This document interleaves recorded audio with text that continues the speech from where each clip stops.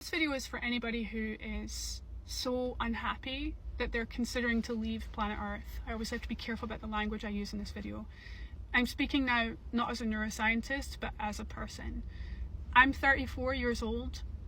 My life has only really started to make sense to me in the last few years. The vast majority of my life before that, I was desperately unhappy. I didn't know who I was. I felt talentless, useless, and stupid. The concept of a bright future for me was unimaginable. I hated myself, and actually for a lot of those years the people around me didn't like me very much either because of how much my unhappiness was informing my behaviour. Everything just felt entirely hopeless, and there were plenty of times during those years where I wanted to erase myself. I often wonder what would have happened to me if I'd have been living somewhere like the US, where I would have had access to one tool in particular where it would have enabled me to make a split-second decision to act on those impulses.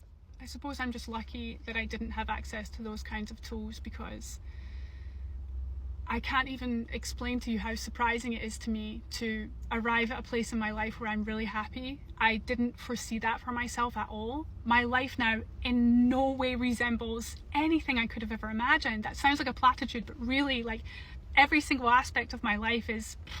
I never saw that coming for me. Almost all of the problems that I had during those years evaporated, and even the ones that haven't, it's like they changed shape, or I changed shape or something. The world is a totally different place to me now, and I'm a totally different person too. And it's not like life doesn't occasionally like pull the rug out from under my feet and give me a brand new challenge to deal with. That obviously happens. Life is tumultuous.